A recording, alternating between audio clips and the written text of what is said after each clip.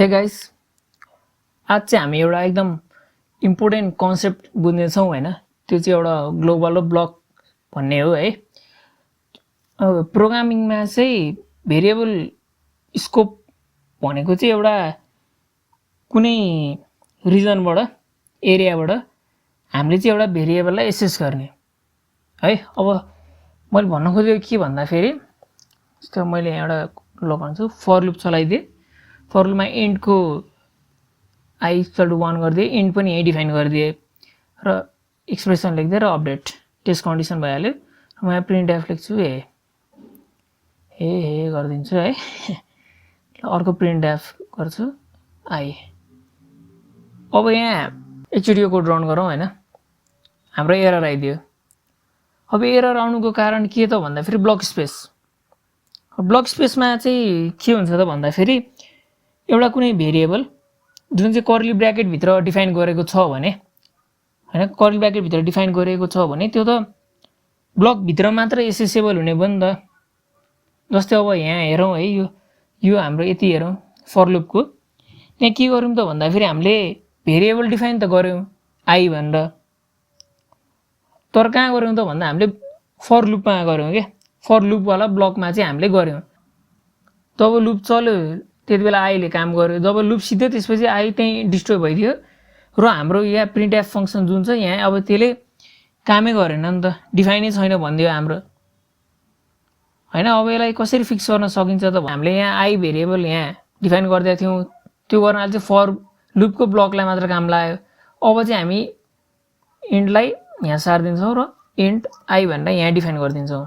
त्यो भएपछि अब के भयो त भन्दाखेरि इन्ट आई चाहिँ यो मेन फङ्सनको भित्रबाट छ नि त, इन्ट आई यहाँ डिफाइन गरेको छौँ नि त। त्यो भएपछि यो मेन फङ्सनभित्र जहाँबाट पनि एसेस हुने भयो। तर अब हामीले इन्ट आईलाई चाहिँ तल डिफाइन गर्नु भएन, फर लुप पछि अगाडि नै गरिदिने। अब अर्को छ लोकल भेरिएबल है। लोकल भेरिएबल पनि ब्लक स्कोप भेरिएबल जस्तै सिमिलर छ होइन। तर चाहिँ त्यहाँ चाहिँ के हुन्छ भने हामीले फङ्सनभित्र डिफाइन गऱ्यो भने चाहिँ त्यो लोकल हुने भयो। त्यहीँ जब फङ्सन सिद्धिन्छ त्यो भेरिएबल पनि डिस्ट्रोय हुने भयो होइन। जस्तै एउटा इक्जाम्पल हेरौँ। अब यहाँ देख्न सक्छौँ होइन, हामीले चाहिँ नम्बर भेरिएबल चाहिँ हामीले डिफाइन गरिसकेको छौँ। कहाँ त भन्दा माई फङ्समा होइन, माई फङ्समा हामीले यहाँ डिफाइन गरिसकेका छौँ। जब चाहिँ हाम्रो यो माई फङ्स कल भयो, कल भइसकेपछि नम्बर भेरिएबल क्रिएट भयो। क्रिएट भइसकेपछि अब हाम्रो फङ्सन चाहिँ कहाँ रिटर्न हुन्छ त भन्दा मेन फङ्सनमा रिटर्न हुन्छ। मेन फङ्सनमा रिटर्न हुँदाखेरि चाहिँ त्यो नम्बर भेरिएबल डिस्ट्रोय भइदियो। हाम्रो यो मेन फङ्सनभित्रको कोड छ नि, यो चाहिँ के गर्छ, यसले एरर देखाइदियो। फेरि पनि हेर्नुहोस् यहाँ है, एरर आइदियो होइन। अब हामीले एकदम याद राख्नुपर्ने कुरा के भन्दाखेरि हामीले चाहिँ त्यो भ्यालु नम्बर भेरिएबलको जुन छ मेन फङ्सनभित्र त्यो भ्यालु युज गर्नको लागि चाहिँ हामीले त्यो भ्यालुलाई रिटर्न पनि गर्नुपर्ने छ। के युज गरेर त भन्दा रिटर्न स्टेटमेन्ट युज गरेर। द्याट्स सिम्पल है। फङ्सनको भिडियो अगाडिदेखि हेरिरहनु भएको छ भने पनि बुझ्नुहुन्छ।